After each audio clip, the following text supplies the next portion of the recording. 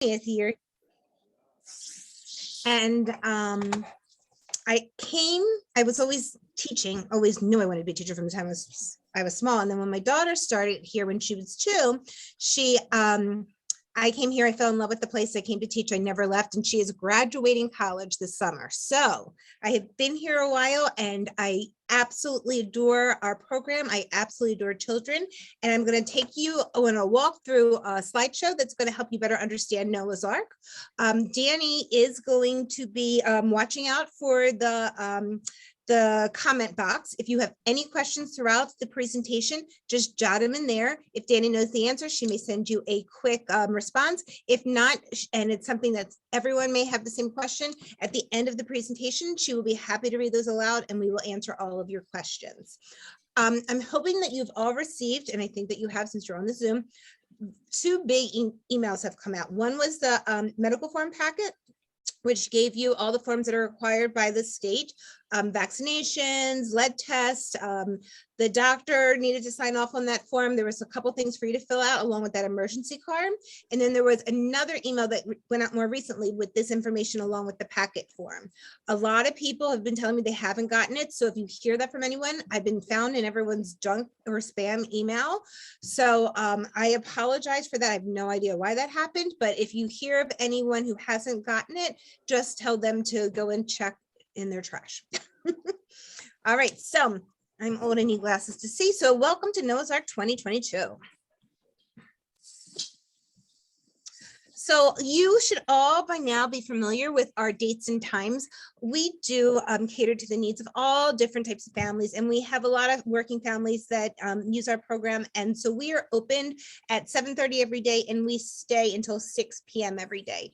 Our base program is the program from 9 to 3:30. A lot of people this summer have chosen to add on early drop and late stay to meet your family's needs. And we also did offer a shorter day program that we don't offer during the school year to 12:30. Not many people have taken us up on that option, but it is an option. Please understand that the specific days and times that you have registered for are not transferable. If you have a long weekend and you're out on Monday, that does not mean that you can come on a Thursday that you're not scheduled for. Camp is extremely crowded and extremely full. If you would like to add an additional day, that's something we can talk about and is something available if there's room in the bunk, but you cannot trade a day during the summer. We just want you to understand that, you know, our mission at Noah's Ark is just really, truly to provide a safe and nurturing environment for our campers to grow and explore and really understand the world around them. Through play and discovery-based learning guided by experienced early childhood educators, campers enjoy activities designed to encourage discovery, build self-esteem, and develop curiosity. Noah's Ark provides young children with opportunities to learn about themselves and their community. Our program fosters children's communication skills, social skills. I'm not sharing my screen. Thank you. Danny just came in. Did you all see me get startled? I startle very easily. I'm not sharing my screen, so you guys don't know that. But Danny just walked in my office and startled me. Tell me if you see it now. Thumbs up? Okay. Anyway, our program fosters children's communication, social skills, gross and motor skills, and our campers establish powerful, truly powerful connections with each other while learning the Jewish values and building a strong sense of foundation and character for their future. It truly, truly, truly is a remarkable program. The relationships that form between our educators and the children are amazing, but even more amazing are the relationships that become so special to the children from one child to another. This summer, when you're experiencing so many things new and trying things that you might find scary, whether it's in the pool or during a sporting activity, just watching the children support and encourage each other is something that just truly brings joy to everyone around. And your children will be talking about their summer experience all year long. At least I hope so. Just a quick list of the staff. It's certainly in your Parent handbook, just to let you know who's who, I am the director. We already introduced you to Jillian and Danny. Mary Ida is our fabulous administrative assistant. That's who you should be sending all of your forms to. We also have Mindy Wassel and Laurie Goldberg as nurses. Our counselors are all certified teachers, and all the assistant counselors are will be with the bunks as well. And we also have specialists coming your way. Nursing services will be in the building every day from 8 to 1. Of course, they are able to dispense medication and administer first aid. Just so you know, if ever an emergency occurs when they are not in there or not in the school and medication or something happens that needs nurses' attention, I, as well as many other staff members, have medical administration, so we certainly are able to step into that role. And the nurses will also keep track of all of the medical forms, making sure we have all of that information. So if anything is missing, that's who you will hear from. If anything changes or your child is on a different medication, it all needs to be done through our nursing services. And it also requires paperwork from doctors. We can't even give a child a Tums or a Tylenol or diaper rash for diaper rash cream for a diaper rash unless we have a doctor's note. So a lot of that can be a little bit confusing, but we do have an awesome team to really help you understand the process. And we are all here for you to make it as easy as possible. One of my favorite things about summer is that every day is a celebration. And on Mondays, we celebrate Mitzvah Mondays. A mitzvah in Hebrew truly translate into good deed. And so we like to teach the children from very early on that the importance of giving back to their community and respecting the world around them. So every Monday we will have an activity.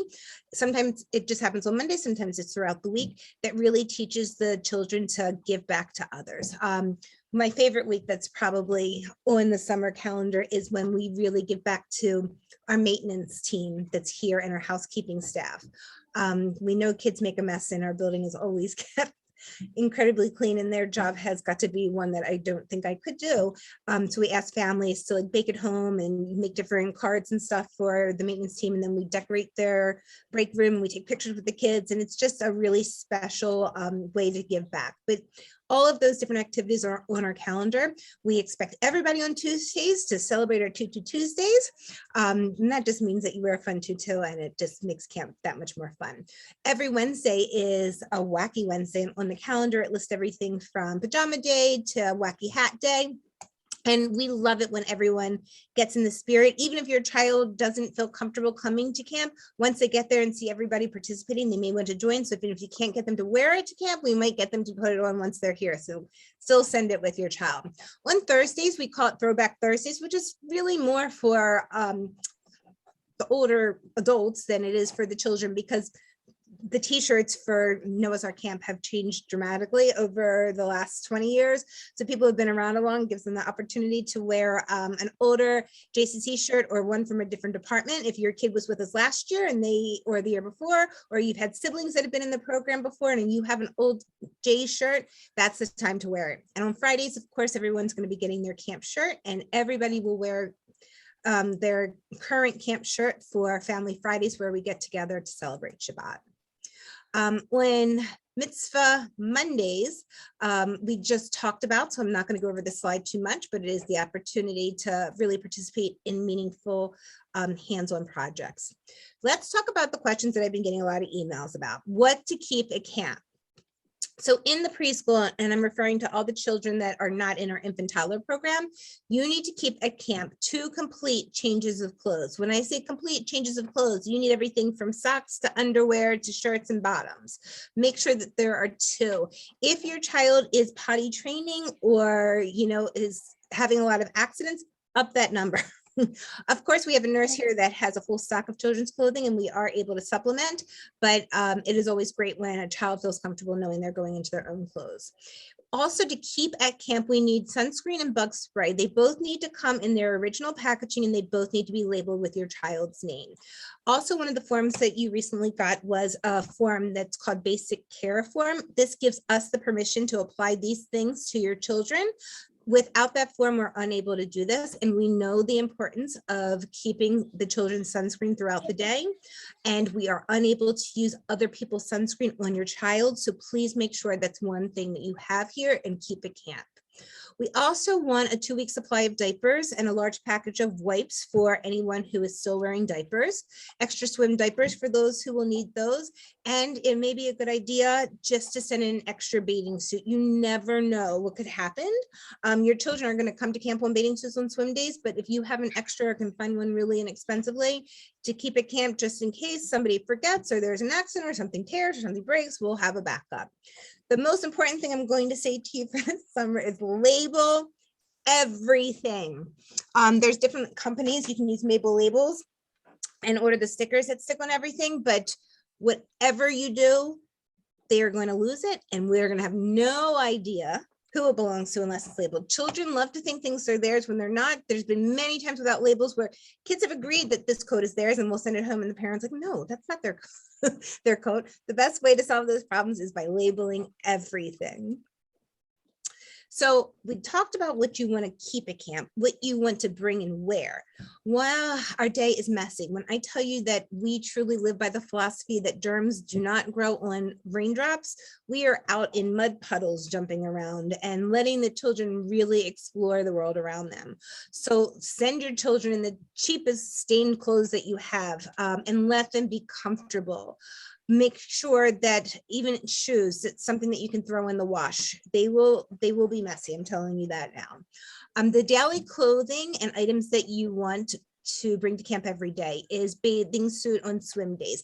Everybody in preschool will be swimming every day except Wednesdays. Those Wednesdays that we reserve for dress up days, we do that purposely so we don't have to worry about changing children in and out of swim. Also, you're going to want to, if your child is still in diapers, we ask that you put the swim diaper on top of the regular diaper and then their bathing suit to send them to camp, because in that transition into swim just requires us to pull off the regular diaper and the swim diaper still on there.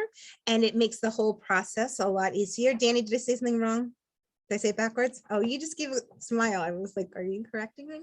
And not that I'm going to tell you what kind of bathing suits to buy for your children, but if you do have a child who likes a one-piece bathing suit, it does make life a lot easier if you can convince them to wear 2 pieces. It's just so much easier if they have to go to the bathroom or whatever it may be, that you can, drop the bottoms without trying to get a wet suit off of a wet child.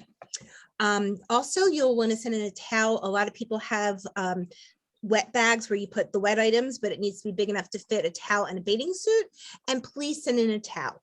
Listen, children 5 and younger do not need beach towels that I can lay flat on and have my arms spread out. It is a danger for them to walk to the pool with these oversized beach towels. You want towels that are appropriate size for your children. So we literally have the children carry their own towels to and from the pool and they wear them around their neck. So if your child is wearing it around their neck and stepping on the towel, that can become dangerous. So please send in, small child-sized towels and avoid sending those huge beach towels that I know I love to use when I go to the beach and the pool. When you send your child to camp, you want them to have closed toe, did I say right? Shoes. Tongue twister. But from the pool and back, they can put on easy water shoes or things that they can wear in the pool. There have been plenty of cases of like pool toe where, children their bottom of their feet will get sensitive to the bottom of the pool and they will end up with like irritation. If you have a pair of pool shoes that they can wear to the pool, go into the pool, come back from the pool with them, that definitely makes life easier. And we will make sure they put them on before we trek to the pool. Also, every day you are responsible for your child's lunch if they stay past 12:30. I did get all of the final information for the hot lunch options, and I will be emailing that out on Friday along with the recording of this and your bunking information. So you are responsible for sending in a lunch every day. It does need to be dairy and nut free. And we'll talk a little bit more about that. Or you have the option of buying lunch every day from Chef Dan. through Boone Lane. This list here is for our infant toddlers. I'm not going to read over everything because it is also in the parent handbook. And if any infant toddler teacher parent has a question, they can reach out to us directly.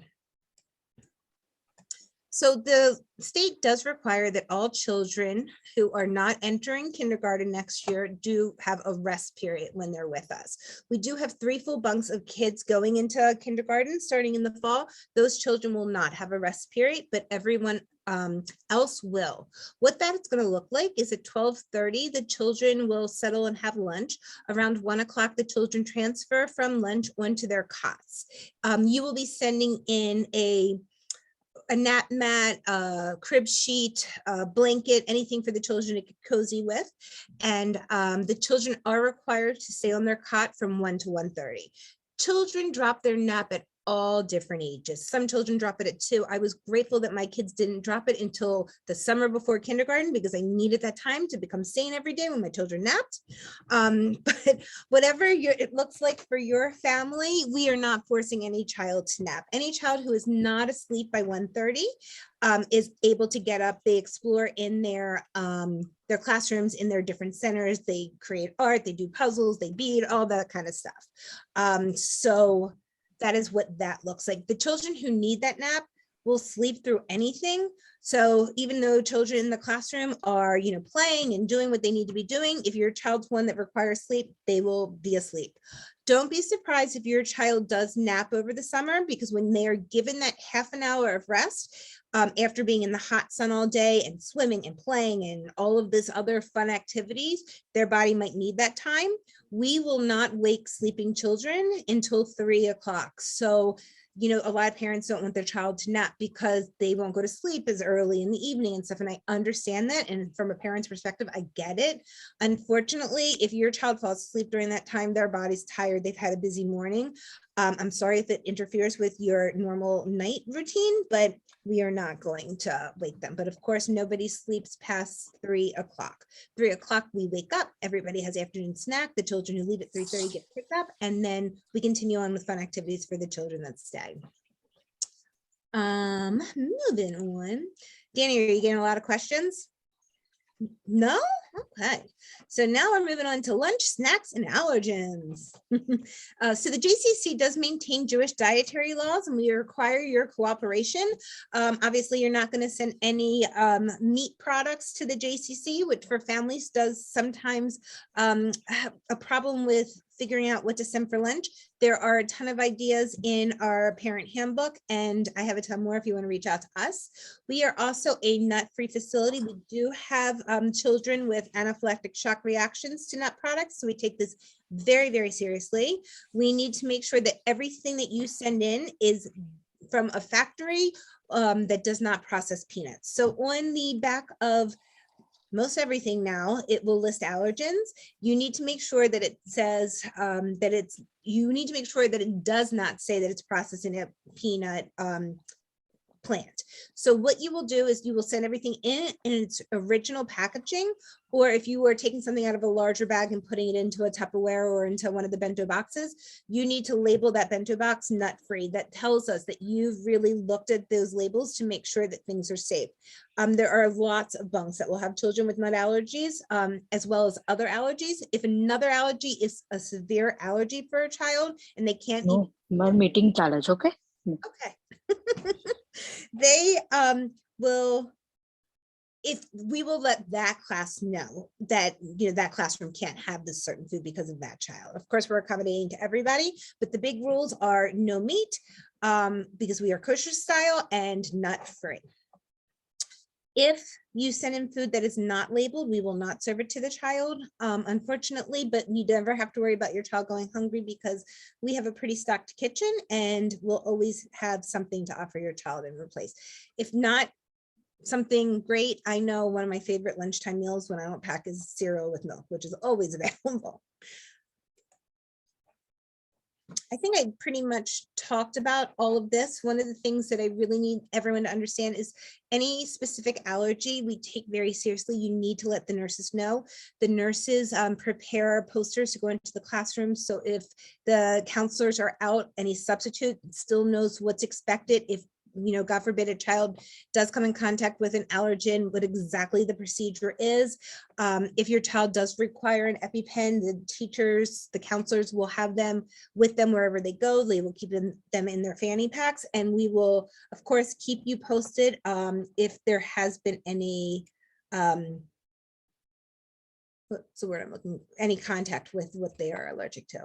So Chef Dan just before this meeting got back to me, and the information that is in blue is where you will go and use the password Noah4, and it gives you a menu. Every Monday was mac and cheese, every Tuesday's cheese quesadilla. Wednesday, you've all gotten the forms with their pizza fundraiser, so there's not an option to order on this website for Wednesdays. Thursdays is baked ziti and cucumber, and Fridays fish sticks and apples. I've got to tell you that their mac and cheese is some of my absolute favorite. It's not that I get excited when children aren't in school, but when there is a leftover lunch on Mondays and I know the child's away for a week, I do look forward to eating that mac and cheese. But feel free to order. I think everything is $4.25 a piece. Even if we do want everyone to participate in our pizza fundraisers on Wednesday, you order pizza through our fundraiser, and a lot of the parents will send in like a fruit or a chip or something to go along with it. Please never ever send in any drinks with your children. We serve water all day long. Each classroom will have their own pitcher, child-sized pitchers that the children know they can go up to and pour themselves water in disposable cups whenever they're thirsty. And for all of our meals and snack times, the children are offered both milk and water. So we do not allow sippy cups, water bottles, any kind of stuff like that. It's against licensing because we know every child's picking up everybody else's water bottle and drinking from it. I know that this might be a change for those of you coming from other programs, but I promise you your children will not go thirsty and that they will get used to this process. Just to give you a little bit about the JCC and our cleaning and disinfecting, because we are such a big organization, we have an amazing housekeeping crew. We have people that are dedicated just to, our part of the building that come throughout the day to wipe down the counters and the door handles and the phones and everything else that are really high touch areas. Also, in each classroom, there's a yucky bucket that's full of soap and water. And if a child drops, a toy in something disgusting, or something goes in their mouth, or something is just too dirty to be playing with, it goes in there until it can be properly cleaned. And the children will do that on their own. They'll, something will drop on the bathroom floor. They know right to go put in the yucky bucket, those kinds of things. Also, so we do use disposable items when it comes to like cleaning your child's faces and all those kinds of things. Although it's not good for the environment, I don't want you to think like we're reusing like dish towels or those kinds of things to clean and spread bacteria. We always have adequate supplies of everything from hand sanitizers to soap to tissues and all that kind of stuff. It's a simple, walkie-talkie for us to call the housekeeping crew and say, so-and-so needs this or a cleanup or whatever. And they are on top of things. At the end of the day, all of the teachers will lay out the most used toys for the day. In each classroom, every morning they make a bleach water solution. It's enough bleach to kill all of the germs, but it's not enough bleach to harm anybody or stain clothing. It gets bleached on the counters and the tabletops before every snack and every meal. And at the end of the day, the teachers really lay out all those high used toys. They spray them down with a really good spray. The toys sit out overnight. So when they come back in the next morning, they know that they are germ free and ready to be played with again.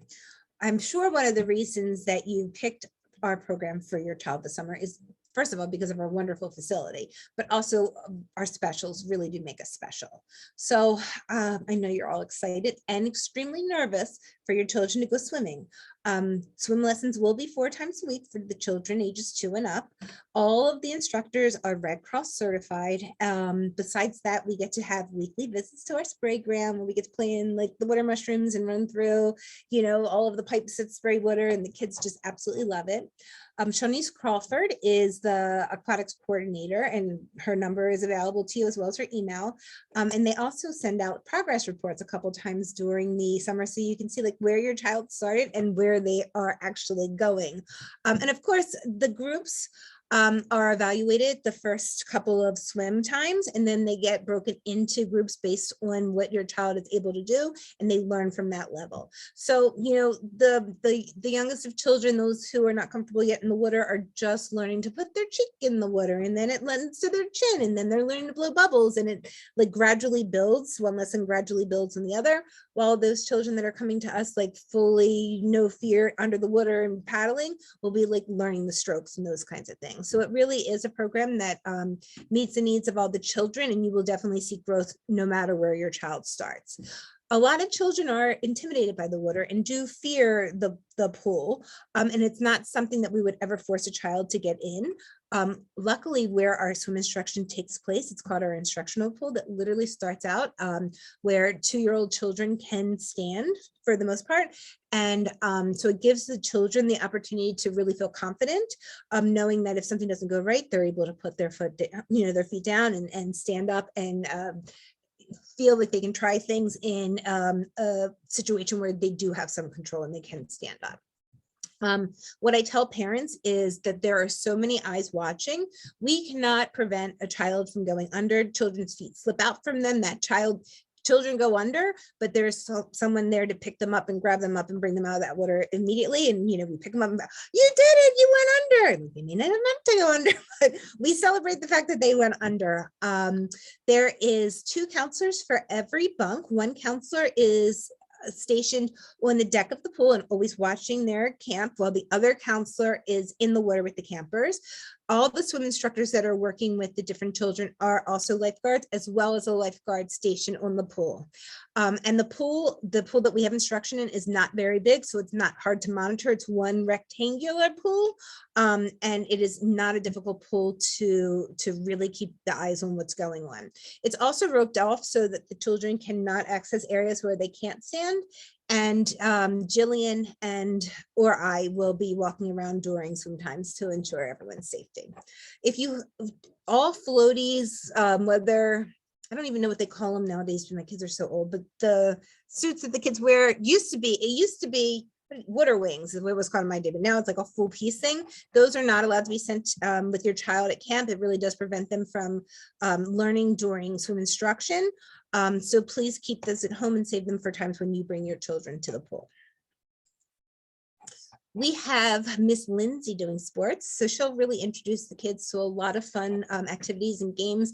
Most of it will be to just teach the children about sportsmanship and having fun in a setting that really does work on their gross and fine motor skills. One of my favorite things about our program is our ability to have an incredible garden that has been planted already this spring. It's got everything from lettuce to cucumbers to peppers to beautiful flowers that are going to attract the beautiful butterflies that's already growing. And throughout the summer, the children will harvest from the garden and cook things from zucchini bread. They'll take the cucumbers, cut them up, turn them into pickles. And then at the very last week of camp, we have this incredible, just picture this, farmer's market where the children are the farmers and selling all the products that they've made to their families. And it is the most precious thing when we have these cash registers, and of course you're going to spend $5 on a jar of pickles because your kids made them, and then we use the money for good deeds and to benefit our school and to beautify things and give back. And it's just an amazing program. And I took a tour today outside. I hadn't been out to the garden for a little while, and just seeing everything growing. Like, we're gonna have like full cloves of garlic for the kids to pull out of the ground in July, and it's just gonna be truly amazing.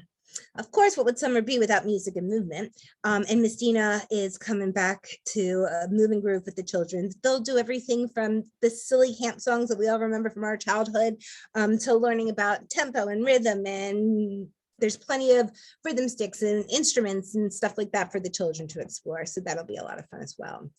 So for our 3-year-olds, they will be going upstairs to take Zumbini. So we hope that you all leave our program when your children outgrow us and move on to J camps. So we thought it would be a great idea to give our 3, 4, and 5-year-olds a little taste of J camps. So Zumbini is going to be taught in the dance studio that is right upstairs from us, and we are going to take our 3-year-olds there once a week. And our 4-year-old and 5-year-olds will be having Israeli dance upstairs with the Israeli that is joining our camp family for the summer. We're really hoping that she brings, the spirit of Israel alive to our program, and we hope that she really gets the kids inspired to learn more about the country through Israeli dance. On Fridays, it's a magical time at camp. It's a magical time for a lot of Jews, but we come together as a camp community. Of course, we'll be outside.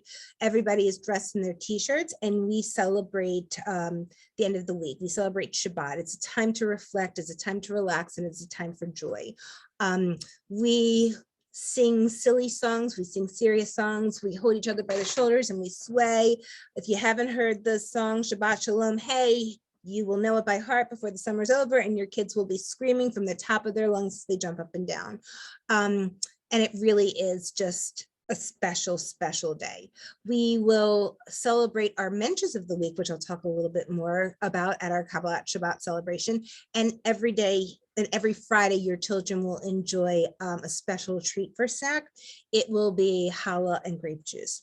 I didn't mention earlier, but should have, that we really believe in teaching children, just healthy choices from the time that they're young, hopefully to instill these values and understand the importance of, what goes in your body, helps it run, and those kinds of things. So every morning we do serve a fresh fruit or vegetable for a snack. We often pair it with a dip or a hummus or, a creation of something, so the children have it paired with something. And in the afternoon, we serve like heartier type of snack, whether it be like cheese and crackers or soft pretzel or cereal with milk, just more of like a mini meal. We do not allow families to send in separate snacks. Of course, if you need an accommodation for, an allergy or a specific situation, I'm certainly willing to talk to you about that.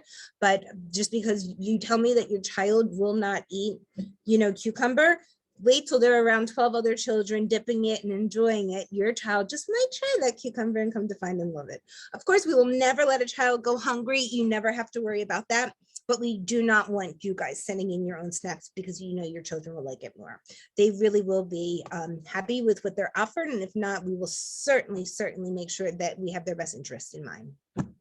This is our Mention of the Week certificate.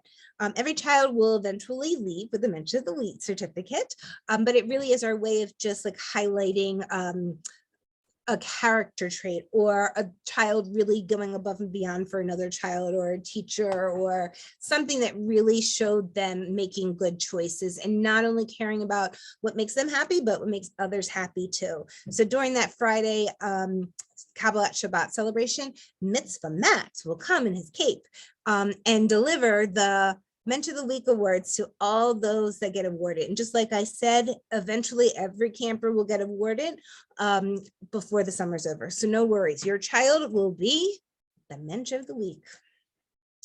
All right, let's talk pick up and drop off procedures. Now, if you have never been to the J during the summer, it is what some people may call crazy, but only for the first day or two, because everyone's getting used to the process.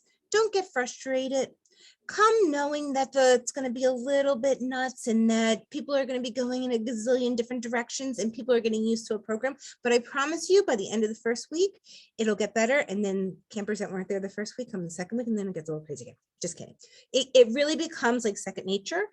It just takes a little while. And if everyone listens to the procedures and really pays attention to how this works, it will go a lot smoother. So if your child participates in early drop-off, our infant toddler program, you in the morning, and you're not coming during carpool time. Hi, Manny. Hey. One of our wonderful housekeepers. Hi, I'm talking to a lot of families right now. Do you want to say hi? Oh, yeah. Okay, so I'm going to introduce you to Mr. Manny. Come. How many families do we have, Dan? It's like 50 people. Hi, see, hard at work cleaning the the ELC? Hi guys, how are ya? Hi. Hi, man. Did you need me? No, Okay, good. just I'm going to leave it this for tomorrow. I Yeah, don't want to bother you. He's and not that. vacuuming my office tonight because I'm on my Zoom. That is A-okay. Not even right Not here. even right there. Yes. The office is I'll not gonna. leave you alone. Thank you so much. You're very welcome. I love you. I love you more. Te amo. Like I said, we have an incredible housekeeping staff. Anyway, back to drop off. So if your child arrives outside of carpool time, you are responsible to park your car. We have a lot that's right at the top, very easy, and bring your children in. Once you get to our front door, we have a security guard, an armed security guard that is always there. You need to have permission to enter the preschool. As people who are continuing from the school year, it'll work as it has worked all year round. Those of you who are members of the J will have a membership badge that we will then put a sticker on that shows that you have the permission to be in the ELC. And for those people that you decide are authorized pickups or people that you feel comfortable having in the building to get your child in case of an emergency, will also be allowed in the building, but their process is a little different. Those of you who aren't members or who have not been in the ELC before will need to stop in the main lobby at the front desk for the first time. The reason is because they scan licenses. Danny, say the word. Licenses, did I say that right? The licenses, it still sounds right. And it does a little bit of a background check and scans those cards to make sure that we're not letting, offenders in our building that shouldn't be around children. So we are very, very serious about that rule and will not allow anybody into the building until that process is taking place. So starting next week, you are free to send all of your approved people to the JCC to go up to that front desk. You're going to tell them that you are here to get a pass to enter the preschool for your specific child. They will have the names of everybody that you guys have authorized on your bright little paperwork that you filled out with all your authorized users. Those people will then have their license scanned. It comes out like in a little visitor sticker patch. We are going to then adhere that sticker patch to a ELC card, which will then give them access to the JCC for the summer. So they will only have to do that once. They will have to do it. It doesn't matter if they're late picking your child up. It doesn't matter, whatever the circumstance, we will not allow them in the preschool until that process is done. And again, you can start doing that process next week. It'll be ready. And if they are coming, during camp and want access to the building, I would send them, 15, 20 minutes earlier than they need to be here if they're doing it on an actual camp day. Once you have that badge, you can use it throughout the summer. The security guard will need to see it. The badge, if the picture does not look a lot like you, because it's going to be a grainy picture, they may ask to compare the picture to your license. So you still want to make sure you're coming in with that. Our guards are pretty consistent, but they do change occasionally. So if one guard gets to know you, another guard might be there the next day and they will not know you. Our guards are still expected to check your IDs even once they know you. If you are arriving during carpool, I'm going to tell you about that process a little bit more in the next slide. And we're asking, just because of COVID, that you do not enter your child's classroom. We ask that you take your child to their classroom door, that the counselor will come greet you. You will scan in through our Brightwell app, which we'll talk a little bit more about, and that we ask that you do not congregate in our lobby. We don't want any adults in the building for longer than 15 minutes. Of course, we welcome you and love you, but we do want to keep our unvaccinated children as safe as possible. And that's one way that we can still try and do that. Infant toddler is a full-time program, regardless of the hours that different families use. So those children are able to be with us for the entire day. But should you choose to drop off your infant toddler during carpool time, you cannot come in the building. No one is allowed in the building during our carpool times because our security guard is away from their desk. They are part of our carpool procedure. So we close off entrance to our lobby 5 minutes before all of our carpool times. You will not be allowed in the building. We get people very frustrated saying, you know, they're 30 seconds late. We need to stick by these rules to make sure that everything works smoothly. So there's certain times that it'll be cut off. If you do drop off an infant toddler during that time, you do not need to come into the full carpool line. You can park your car and you can walk up to the back doors of the classroom, which are all lined up right on that parking lot, and your teacher will greet you that way. It's the only time you're able to do that. Everybody else will come through carpool. Also, our infant toddler program allows for communication to be given to the counselors before you leave your child for the day. You can tell them when their last poop was, you can tell them when their last pee-pee was, you can tell them when the last time they ate, so that we can continue the schedule that you've started. And all of that communication is on Brightwheel. For those of you doing morning carpool is going to start at 8:35 and run through 9:05. That gives us a full half an hour. Camp doesn't officially start to 9:05, but if you're first in line, you get to drop your child off at 8:35. We will welcome them with open arms. That means that you may not enter the building from 8:30 to 8:35. So if you're choosing to walk your child in and you've paid for those hours, you need to walk in before 8:30. So once carpool starts, the carpool for our camp and J camps will be going on at the same time. If you have children in both programs, you're going to visit us first because we're the best. No, just kidding. Because we want your children for longer time. So you're going to head over to us. We ask that you do not go on Associated Way, even if that's the quicker way for you, because that's where all the J camp cars are going to go. We're asking that you come in off of Glenbrook all the way up the JCC, the main towards that, you know, circle for the main building. Right before the circle, you're going to take that left. There's 2 lanes there. Those are our carpool lanes. They will be backed up the first couple of days, but those carpool lanes will go around to our circle. Please, please, please do not allow your children to get out of their car seats until you are stopped in the circle. We've had children like hanging out of the sunroofs and stuff like that. It makes me a nervous wreck. You don't know if the car behind you is paying attention. You don't want to take any chances. And believe me, I will yell at you, and that won't be fun either. So please, please, please keep your children strapped in until it is time for them to come out of the car. I know it might be a long wait, but you just, even though you're the safest driver in the world, you just don't know what's going on around you. And I would just hate for anyone to get hurt, especially when it's unnecessary. And we've had close calls. We've had cars, you know, back into other cars, and our feet have been practically run over 100 times. So things do happen. So we just want to make sure that, more importantly than anybody else, that those children stay safe. Once you do make it into the circle, you will be greeted by one of our lovely morning greeters that are going to show you, I've meant to get one, a barcode that you're going to scan with our Brightwheel app, and that'll lead you to questions. The questions are going to ask you if your child had a fever, if you've given medicine to mask any symptoms, if they've recently been exposed to COVID, all those kinds of questions. Once you answer no to all those questions, we will take your child out of the car. It will be probably their assistant or their counselor coming to get them, and they will take them right into their bunk. This is definitely difficult for children at the beginning. We have literally clawed children off of their parents and taking them kicking and screaming into the building where you feel like the worst parent in the world because how can I let my child go in?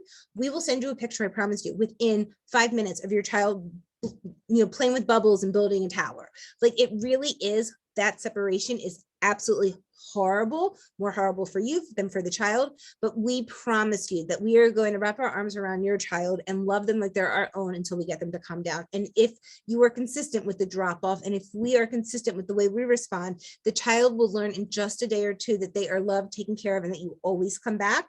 And it's more difficult when a parent comes back for 12 more hugs after we've separated, or if a parent's like, I can't leave them, let me take them, and thinks that it's going to be better in a half an hour when they come back to drop them off. We've been doing this a long time, and I understand the ache of a parent's heart when you are leaving your child and they are petrified and scared, but you are leaving them with individuals who I promise you have love and lots of experience in this, and we will keep you informed throughout the day. You can call me or Jill or Danny. We will FaceTime with you and walk you to that room so your child doesn't know you're watching, but show you that your child's fine. We understand what that looks like for a parent, and we're here to support you, but we also know what works best for a child is that consistent schedule and for that parent to hand that child off. And I love you. You're gonna have a great day, and we'll take it from there. Pickup procedures are a little bit different. The first day you come to camp during the morning time, you will be given your number, your carpool number. And it's just, Jillian, I saw you cutting them out. Do you want to hold up? Oh, I wonder who's number one. It's whoever who has the lowest A in the alphabet.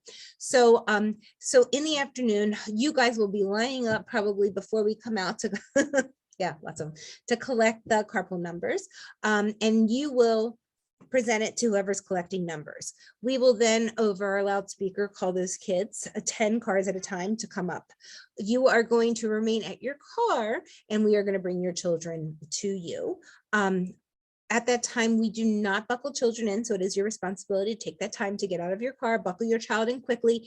Please, please, please understand that this process needs to keep moving. It's not time for, for your child to, dilly-dally and give you a hard time about getting in the car seat. It really is a time, and again, consistency and structure.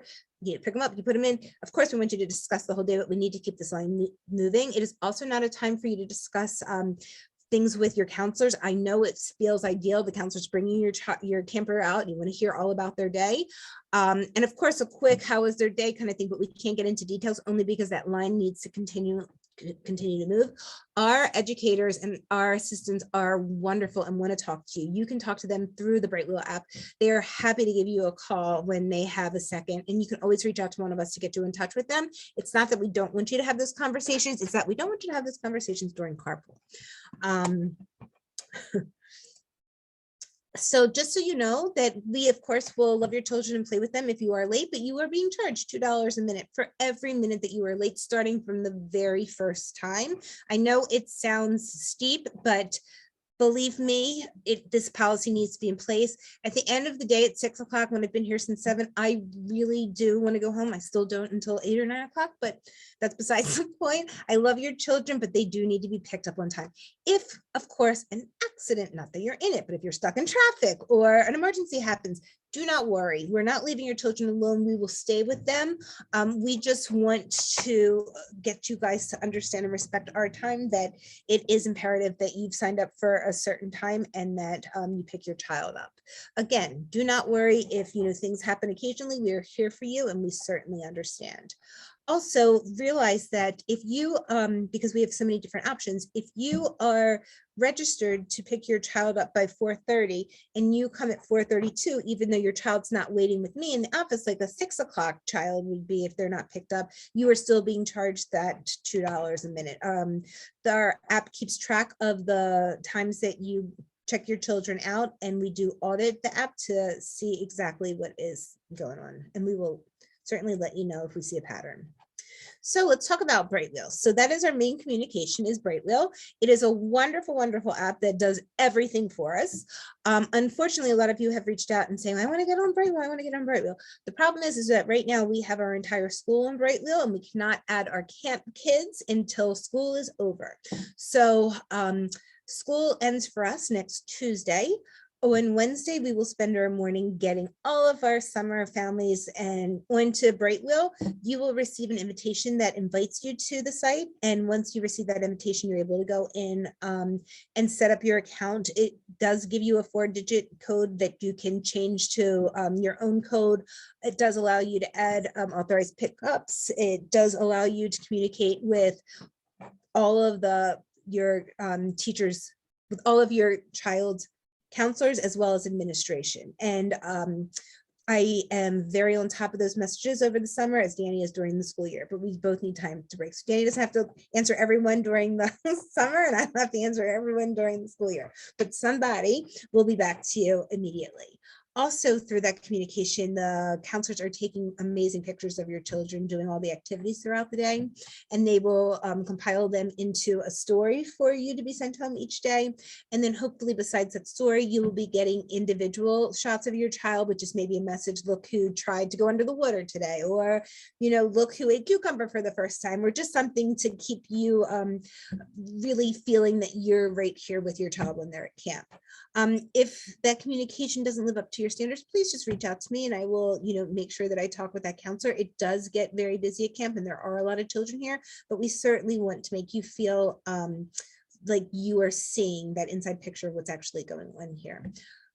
Also, we will be sending out, Jill and I, a Friday directors like newsletter that will really highlight and talk to you like the meanings behind the different things we did this week in the special events or the mitzvahs that we created. It'll also be a place for you to really look at to see what's coming up for the following week, what you need to remember, whether it's, you know, sending in this or sending in that, all those kinds of things. We have so many fun activities planned, everything from a foam party the first Wednesday to a color run to I can't wait for the critter guy to come out. He comes out with these huge tortoise and big snakes and the kids walk around with them around their neck and it's just an amazing thing. And I just want you guys to know and be prepared. One way to do that is certainly by reading all of our emails.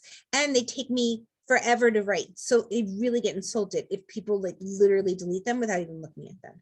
So please know that takes me time and I really put energy and effort and love into those words. So I really like it if you would read that.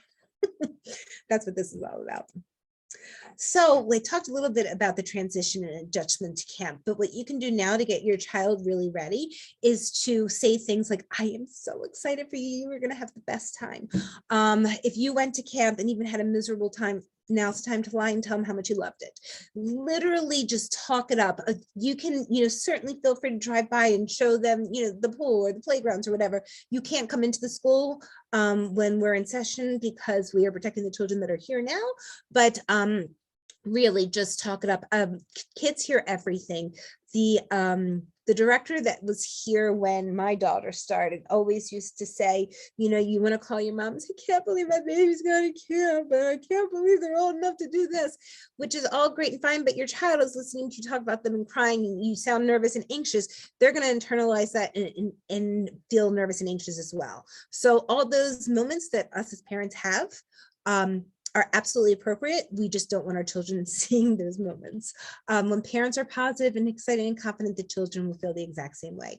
Drop your child off with a smile on your face, and no matter how scared or unsure they are, if you exude that confidence and excitement, they will thrive from that. Then you come into my office and you sit and you cry and I give you tissues and I tell you it's going to be okay. And then I go in, I take a picture of your child smiling and you feel better and you leave. I'm here for you. Jillian is here for you. Danny is here for you. But the best thing for your child is to really exude that sense of, I would never leave you in a place that you're not safe. You're going to have the best time. So go enjoy. And tell them you're jealous. I wish I was young enough to still go into camp. Feel free to reach out to any of us. We are always here for you and we look forward to having an exciting summer with you and your campers. And I'm ready for the questions.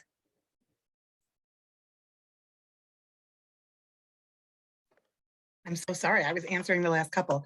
I don't believe that I left any unanswered, but I am going to go through, that's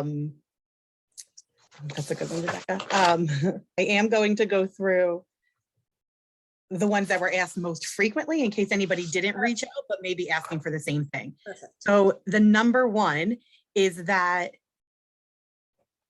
we are opened on Juneteenth. So we do start on the 20th. The number one is that I think one of the earlier food slides may have explained the food policy a little bit confusing. Okay. So can you reiterate the nut-free, meat-free, dairy style? Of course. So we do follow dairy Jewish dietary laws. We are what is called a dairy facility, which means that children are not able to bring meat products into the school. So nobody's allowed to bring like turkey or chicken or those kinds of things. So all of the lunches need to be vegetarian styled. We see a lot of yogurts and cheese and bagels with cream cheese and pizza and macaroni and cheese and all those kinds of foods. There is a full list in the handbook. I have others. A lot of people will pack like pancakes, hummus, all those kinds of things. So we do not allow meat in the program. Also, because we have children with allergies, we do not allow nuts of any kind into the program, as well as products that are processed on a line that also peanut products. Peter Piper picked a pack of pickle poppers. And that means that you do need to check all of the packaging. If you're taking something out of the original packaging, like let's say you're packing your child an Oreo cookie. I certainly know that Oreos are kosher and nut-free, but if you're taking it out of the original packaging, I may not know it's that brand, you're going to put it in, whether it's a Ziploc or a container, and you are either going to write on there nut-free or put a sticker on it that says nut-free, so that we know that you've checked that and that we are assured that that product is safe to be around children that do have that peanut allergy. Perfect. Excuse me. Can you talk about the mask policy? So the hope is to be completely mask optional for the summer, which I understand is upsetting for some families, while other families are clapping with joy. It's, you know, one of those issues that we cannot please everyone, and I certainly understand that everyone is allowed to have their, you know, their own opinions and their own feelings about this.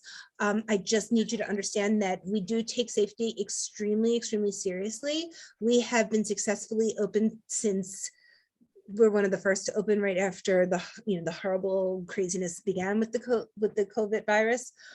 We have been wearing masks since the beginning of all of this. Recently just allowed our children to become unmasked when they're in their classrooms, and are planning to follow the rest of the J's procedures and be mask optional for the summer.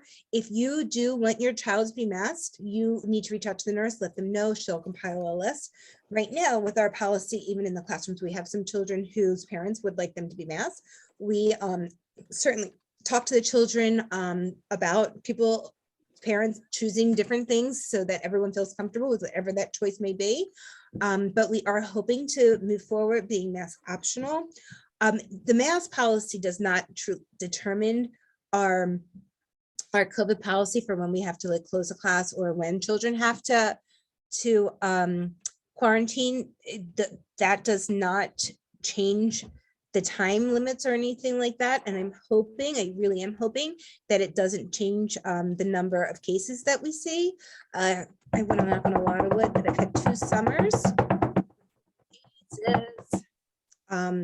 So I'm hoping for a third. We did have to report a case on the very last day of camp last year, but it didn't affect camp because everybody was out of camp already. So I certainly understand it's our here and now and that everyone feels differently. And I've already received emails from both ends of it. I will not be sending my kid if you change to making them wear a mask, and I will not be sending my kid if you stay mask optional. And it's really that broad of a spectrum with how people are feeling right now. And I'm here to listen, but our collective me, Danny, and Jillian do not make these decisions alone. We have partnered with LifeBridge Health, who is a big part of the JCC. Of course, we take advice from the CDC, our state agency, as well as a huge COVID team that we have here at the JCC. If we see big changes happening with things, we are certainly willing to adjust our policies and change if need be, but I really am hopeful that this is a successful summer. Thank God that if children do get sick, they are very lucky to be those that end up with a cold and don't have serious symptoms or serious illness from COVID. That does give me a little peace of mind, and I hope it will give you that peace of mind too. Know that it is your option to send your child with mask. If you do choose to mask your child, we ask that you send plenty of masks and those be labeled as well. When I tell you that a child's mask gets soiled 3 or 4 times throughout the day, especially the younger they are, the more they drool, that mask becomes wet, they start chewing on it, it becomes afternoon snack. So just make sure you have, plenty available if that is your choice. We will respect you where you are on this journey. It is a journey for all of us. We keep learning new things keep changing, and just know that we are here for you. I am certainly willing to listen to everybody's perspective. Just know I will take your perspective back to a much bigger team who helps us process all this information and make the decisions that we make. Thank you. Do you still want people reporting to the nurses if they want to ensure that their children stay masked throughout the day? Yes, so the first step is to let the nurses know. The nurse's job is to let the individual counselors know. And then it is your responsibility to make sure that they are provided with a ton of course, we will send home soiled ones. We'll send them back once they're clean, and we will do our best to keep the children healthy. But that also is a big part of you, because what we're finding is that the parent is ending up with the COVID, with COVID, from work or from wherever they are outside, and they want to be able to send their child to camp or to school if they're not communicating with us that someone in the household has COVID. Please, please, please show respect for our community. If you suspect you have COVID or someone in your household has COVID, you, for the most part, unless your child is, going into kindergarten, your children are not vaccinated. Please, please, please do not send them to school. Keep us in the communication. We will tell you what is mandated, when you need to be tested, when you can come back. But please, please, we are asking you to make this commitment that you will let us know if you've been in contact with or living with someone with COVID, or who is waiting on test results for COVID. The health and safety of everyone here is extremely important. The only way to ensure that is truly if everyone is transparent. And I know that is not convenient for working parents often, but it's still the right thing to do and what we need you to do. So I would appreciate your cooperation. Perfect. And if you would like to reach out to the nurses, you can email them directly at nursingservices@jcc.org. That's also in the handbook and earlier in the PowerPoint, so that you can let them know you'd like your children to remain masked. A few people had questions about nap mats, what those look like, and if children entering kindergarten need nap mats. So the children entering kindergarten might be exhausted, but they do not require nap mats. We want to make sure they're ready for wherever they're going to school, because naps are history once you hit kindergarten. The nap mats, which I wish I could pull up a picture of, a lot of children order, and I don't even know where they order them, but I'm sure if you go to Amazon and you click in nap mat, Target. what? I said Amazon and Target. Right. They have it's sort of like a blanket. It's sort of like a sleeping bag with a blanket, but it stays open, and a pillow all in one. And you roll it up, and the kids have a handle, and it Velcro's closed. So they bring that on Monday. It stays in their cubby all week long. And then on Friday, I didn't mention this, but on Friday, we send all the napping material home so that you guys can wash it, send it back to us on Monday, so that we ensure the cleanliness of that. Of course, the nap mats are kept separate from other children's nap mats, so we're not, bringing germs to and from that way. And that is definitely the easiest purchase. We do not want you sending in oversized sleeping bags that the children aren't able to carry, because we do want the children to feel that independence and learn to be able to care for themselves and start feeling like they're useful. So we do want it to be something that children can manage, because they do get proud to walk into their own classroom and put it in their cubby, and then at nap time bring it to their cot. And if you bring one of those huge oversized sleeping bags, it's not. The children aren't so successful with those kinds of tests. A few people have asked about time to either meet their children's counselors or see their bunks prior to the start of camp. So this is the problem, is that we are a 12-month program, and we love welcoming all of our summer families and understand why you want to join us for the summer. Unfortunately, our teachers' literally last day of school is Tuesday of the week before camp. Wednesday, we have a full staff professional development to bring our year to an end, and give the teachers an opportunity to clean up their classrooms and, hand in the paperwork that they need and get their portfolios together for their students. We do want our teachers to have a day of rest, so they have one day off, and then we come back for camp orientation with a lot of new staff on Friday. We wish that we had a schedule that allowed for that, and we do understand that would help parents feel even more comfortable. Unfortunately, it's just not something that we can work out. And our teachers are literally coming off of a year, and to ask them to like give up of their weekend right before camp's about to start is just, we've realized it's just too much. And we also realize that parents, although are very anxious at this point, once you start and you see the communication and you see the daily pictures, that will leave you instantly. And again, I am happy to FaceTime you and walk you through any classroom. If you're feeling uneasy about anything, we are here for you and we will certainly make you feel comfortable. And I apologize if that's not an option for us. For the children who are still wearing swim diapers, the whole diaper and swim diaper thing got a little bit confusing as well. It's confusing. It's still confusing to me. So picture this. You're in a diaper. It holds pee and poop. You're in a swim diaper. It doesn't hold pee. It only holds poop. So if you send your kid in a swim diaper over their bathing suit and they're not potty trained and they pee, it's going everywhere. If you send your child in a swim diaper, in a regular diaper without a swim diaper, we need to totally disrobe them and put their swim diaper on in order for them to get in the pool.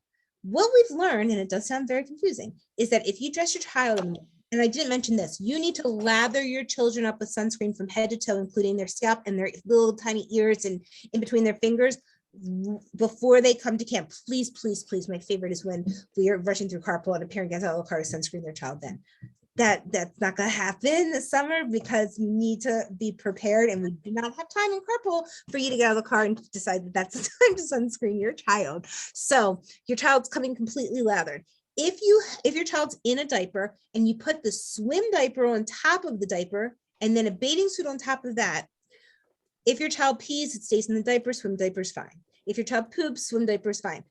Right before we go to the pool, we literally just have to unleash the diaper and like it kind of comes out in one piece from the swim diaper so that there's not this huge process of then, getting them undressed or back in their bathing suit. I know it sounds strange and I know it sounds bulky.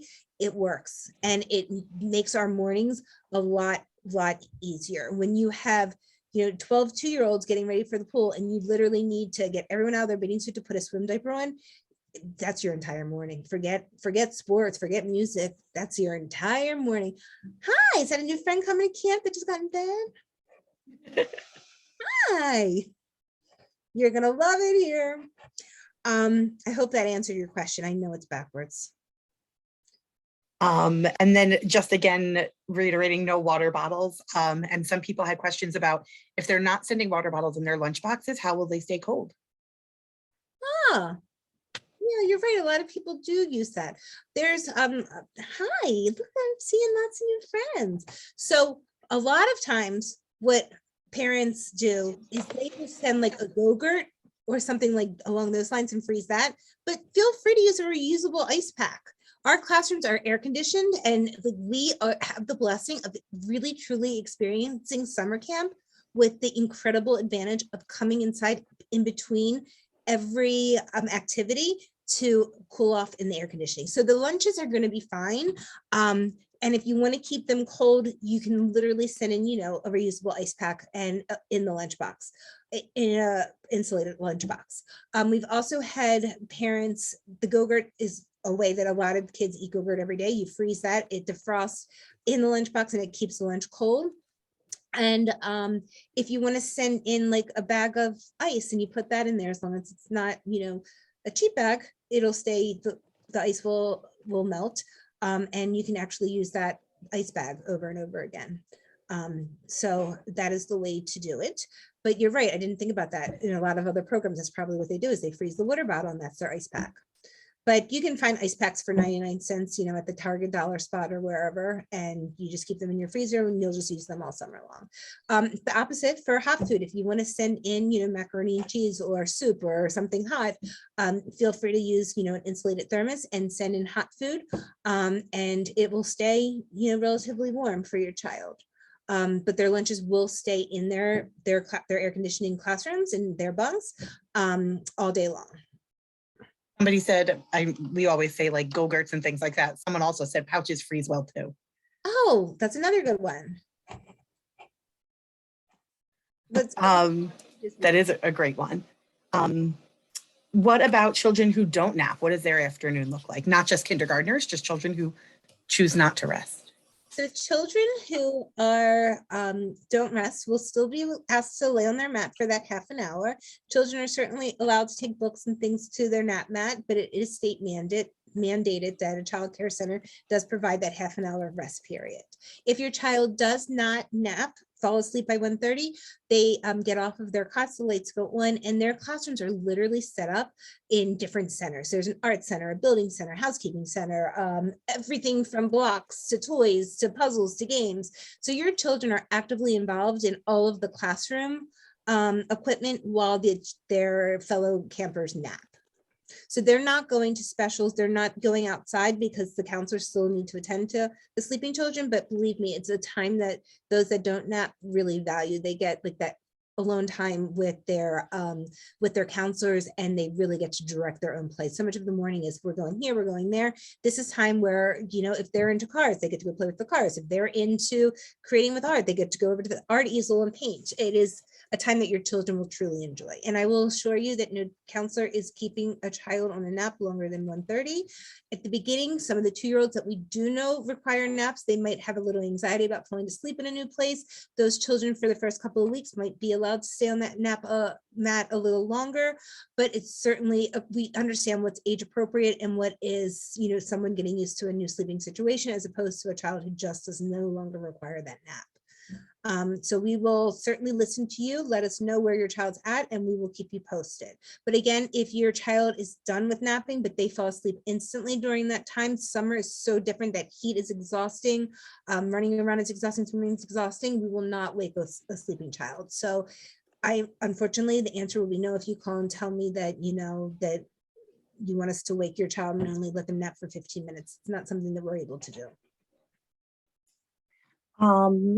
What about volunteers and TNTs? So we have an incredible blessing that we haven't been able to have since COVID came out. There is a program, the J camps just goes on and on. It's like, I always say that you start here, you end here. Like your kids just continue through J camps and they become TNTs. It stands for totally nifty teens, like way back in the day. Notch teens. Top-notch teens. Oh, I like mine better. Top-notch back in the day, but it's an opportunity for middle schoolers who need to get a lot of volunteer hours in order to graduate high school. We offer a program called TNT where they're able to volunteer their mornings, and they help all of our counselors out with our children.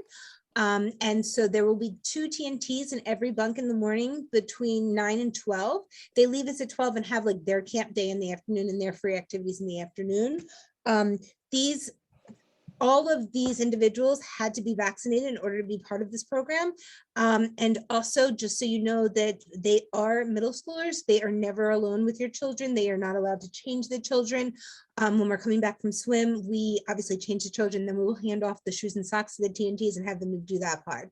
So they are a big help when it comes to like running errands and getting snack, but they are not the ones that are taking your child to the nurse or taking your child to the bathroom. They are definitely an extra pair of hands for our counselors, but we do not consider them part of the ratio or part of the care that your children get. But I guarantee your kid will be coming home telling you how much they love so-and-so, and you'll be calling them to ask them to babysit, because that's what always happens. They fall in love with these TNTs, your children will. And if ever you have a concern or you are uncomfortable with a situation, their director of their program is wonderful. We are certainly all on the same page, and we will address any issues or concerns that you have. Thanks. What about children who don't attend on days where we have special celebrations, whether it's the last day of school or one of the Wacky Wednesday themes?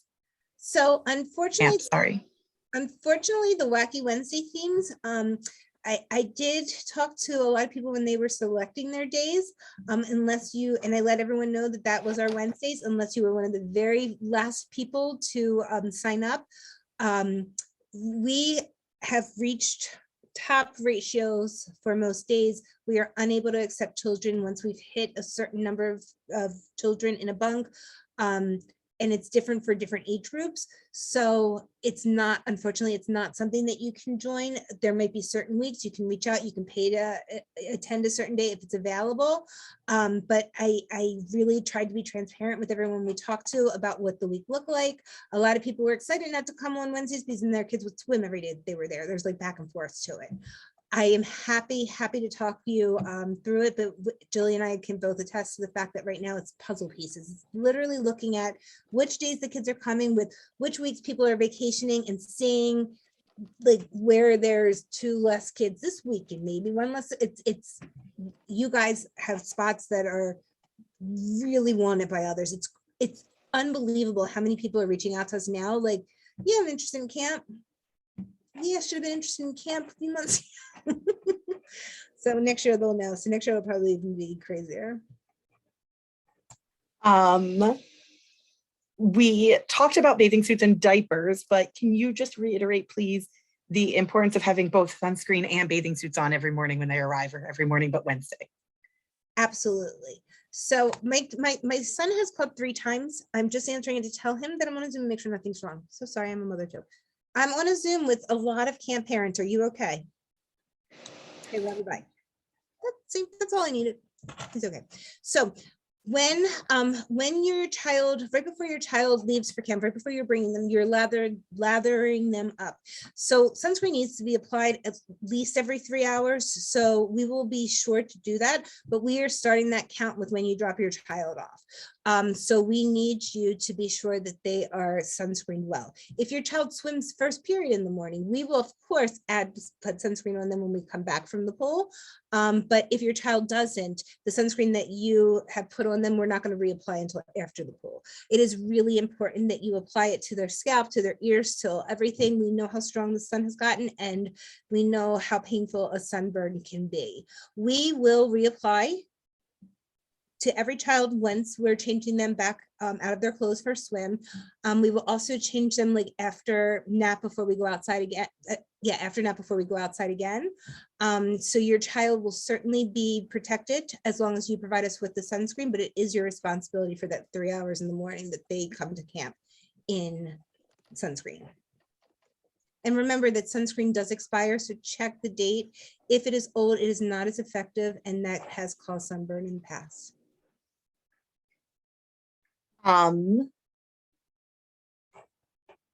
Right wheel access, how that won't happen until after school. On the new baby. What? Did you guys have their baby? What did you say? I'm sorry. Bright wheel access and when they can expect to see those invites. So Bright Wheel access cannot be accessed until our school year is over, which is on Tuesday. We really are hoping on that Wednesday, right after our school year ends, we get everybody off who's not staying with us, who's graduated, and that we get all of you on. Hi, oh, there's my new friend Zara. I see so many friends. Hi. And what will happen is you will get an invite email from Bright Wheel. That's how you'll know that we're set up on our end. Once you accept that invite, it'll take you to the setup page. And then if you have any questions, you can reach out to us. But don't worry about Bright Wheel until you see that that invitation. There's nothing you can do. And honestly, there's nothing we can do until our school year ends. And then once they receive that, they'll be able to invite all of their authorized pickups as well. Right. Just so you know, in order for someone to pick up your child, they really do need to be listed on that authorized pickup sheet that went home on Bright Wheel and on the emergency card. I know the emergency card doesn't give you as many spots as you may need. You can write them in, but that is state mandated. So we ask that everyone that you give permission to pick up your child is on all of that different communication. Right, Dan? Yes. All 3 spots, absolutely. For parents who only plan to pick up during carpool, do they need to visit the lobby and have their pictures taken, IDs scanned, things like that? No, they do not. But if there was a time that you had to come pick up your child and you haven't been in the building, whether they have a fever or whatever, it is going to be at that time when you need to do that. So it might be something you want to prepare for before camp starts, but you do not need that if you don't plan on coming in the building. Perfect. Only a few left. Allergies and milk substitutions. What can they do if they want to make sure that their child is safe to eat everything? So if you are concerned with an allergy, if your child has a wheat or a gluten or an egg or soy or whatever the allergy may be, we've dealt with it already. So don't worry. We are well versed on this. The most important thing for you is to let our nurses know. Our nurses are the ones that will communicate that with the classrooms. And then that will certainly be logged and posted in our kitchen, in the classrooms, so that if a morning snack or an afternoon snack is something that does contain a product that your child can't have, our alternatives are always available. We have gluten-free alternatives. We have dairy-free alternatives. Whatever that certain child's allergy is, we will make sure that staff in that classroom clearly understand what that child can and cannot have. If the allergy is that severe that you're not comfortable with us providing food at all, that's a conversation for us to have, and that it would be an accommodation that we would be willing to make. And of course, you could send in food from home as long as it does follow the Jewish dietary laws, as well as our other policies regarding allergens. There was two parts to that. It was allergy and what else? And milk substitutes, original containers, things like that. Right. So we do have lots of children with milk allergies, and parents do send in anything from Lactaid to, rice milk to oat milk to whatever it may be. You do need to send that in an unopened package, labeled clearly with your child's name, so that when your child's counselor comes to get milk for the entire class in their little pitcher that the children serve themselves, they'll fill up a glass of your child's milk and serve that to them. So and those kinds of milks tend to stay much longer than regular milk. So we will keep those in a refrigerator, and those will be offered to your child, anytime that milk is offered to the other children. Perfect. Just remember that if your child typically drinks, say, nut milk, because we are a completely nut-free facility in the ELC, you cannot send things like almond milk or anything like that. It does all need to be an oat milk, rice milk, soy milk. Yes, you can send an entire gallon of non-dairy milk in the original container. You'll just label it, and then we'll keep it in the fridge for your kids. All right, the last one's a big one. Okay, but just so you know, through Brightwheel, the teachers are able to send me quick messages send in more milk, need more diapers. So that communication gets done really easily and quickly. So when things run low, you'll be certainly made aware of, and over a quick text or message through Brightwheel. What's the big one? It's J-Day carpool. People who have siblings in both camps. What is that going to look like for them? No, this is what it's going to look like. So they're offering a program for children who have campers in both programs. This is what it's going to look like.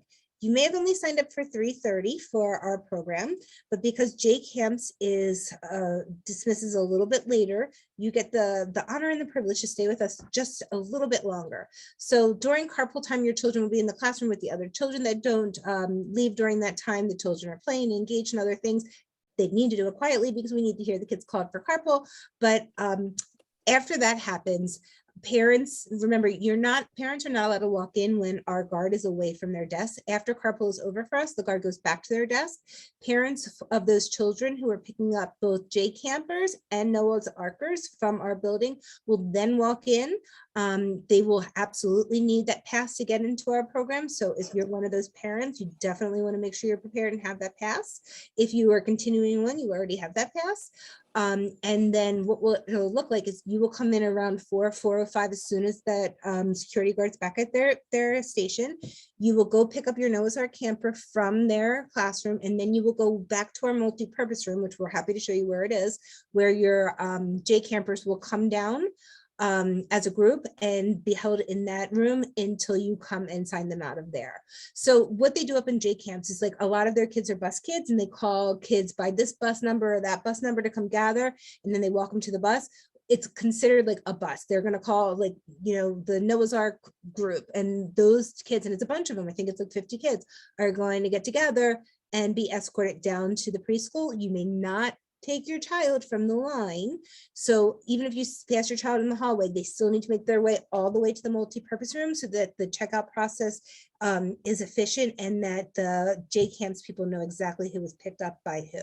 We do record who picks up each child, at what time they pick up each child. It's mandated by the state. So if somebody else is coming to pick up your child, they do need to have their own Brightwheel app with their own code they cannot use yours. Perfect. And we had one more question come in. What about children who are not comfortable swimming on cold weather days or things like that? So one unfortunate thing is that all children who come to school on swim days need to swim, not forced in the pool. They need to be sitting in the pool with their feet in, whether it's on the side. They cannot sit in the chairs that are around the pool because we do not have proper supervision for those children. I can promise you this, that the aquatics department takes the air temperature and the water temperature, and children are not allowed in the pool on any day where those numbers don't add up to a certain number where it's safe. So the children are never going in the pool on a day that is way too cold, or that the water is too cold. It's a formula that, I don't know the formula, but is it 80 degrees? It's 120 degrees, but it might be low. It's something. So there Paul's are on the call, maybe he'll answer. so there are days where your child may not want to go in the pool. We, of course, are not going to force them in the pool, but again, without proper supervision, we can't have children sitting back. So we just ask the children to sit on the edge of the pool with their feet dangling in. That way we have the supervision for whoever that counselor is on the deck to be able to watch that child along with those in the water, not have to worry about children behind them. And the counselor in the water can still focus on the children in the water, glance up at the people sitting on the edge. If your child is unable to swim for whatever reason and unable to sit on the edge with their feet in, we ask that you do not bring your child to camp that day. It is a safety issue. It is just not enough manpower to make sure that everybody is being properly supervised. And like I've said before, safety of your children is our number one concern. And we know that this is the way to keep them all safe. Wonderful. And then before I hand it off to you, Kim, to wrap up, I wanted to just, Paul's not on the call, sorry, it's his wife. Hi, Stacy. Do you know what the temperature is? No, I'm kidding. Through answering so many different questions about access to the ELC to either get to know the counselors. Jillian, is that your assistant camp director? Jillian. Asking so many questions about meeting staff or seeing their bunks before camp. I think it will be a really great idea for you, Jillian, and I to decide what exactly the expectations are, but everyone can expect some form of contact through Brightwheel on Friday from your counselors. Whether it's a photo, maybe a quick video tour, or pictures of some of the centers in the classroom, they will reach out to you to be able to give you a sneak peek at what's going on in your child's bunk. And that way you'll be able to see how they can directly message you, and they can post a newsletter. You can message them back. And as of about 5 days ago, you now have the option to just also message admin directly, which would be Jillian, Kim, myself, and Mary Ida. So you can either message them or us whenever you need to. And if you do message the classroom, just know that the admin can see everything you're saying in that chat as well on Brightwheel. So you'll be able to familiarize yourself with that before your child's first day of camp, and they'll get a sneak peek at what's going on. And next Friday is the 18th. That is what I mean. When we have a professional day that day, that's when the staff will reach out. I think it's the 17th. Yeah, Friday's the 17th. Yes, sorry. But that's a great idea. We will let everyone know to communicate with you in some form. It is going to be a day jam-packed with lots of activities for the counselors to prepare with, as well as making sure that their bunks are inviting and welcoming and just ready for your children to join us on Monday. And were there any other questions, Dan? No, I think that's everything. Jillian, did you want to add anything? I didn't know how to unmute myself. No, I think you covered everything. Yeah, no, I think it's great. I would just like to say, like, please do give us extra time in carpool, because we have a lot of new friends coming that it's going to be very crazy in the beginning. But we promise you it will get better. It always does. And that it just takes a little bit for everyone to get used to. And before you know it, it'll be like a science. It'll feel like nothing. And also what else I want to say to you is that we are incredibly grateful and feel privileged that you are trusting us with your children. Like I tell everyone who comes to work with us, you are taking care of someone's most prized possession, and we take that extremely seriously. And that we understand that, and that we value that trust that you're putting in us, especially during the summer when there's, the pool and other things involved.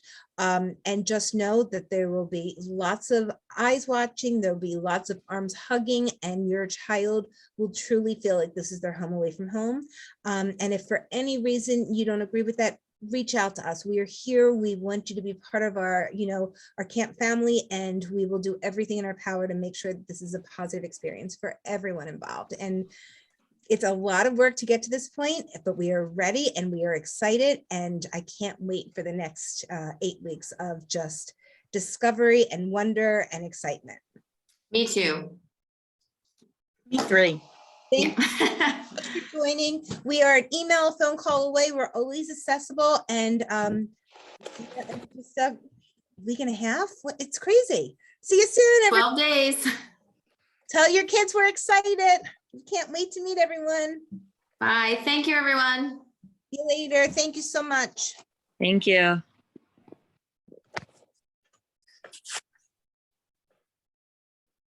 What is Evan Dane flying on something in his picture? He's on an airplane. Yeah. Hi, Maureen. Nice to see you finally. I missed the beginning, so I didn't want to interrupt everyone.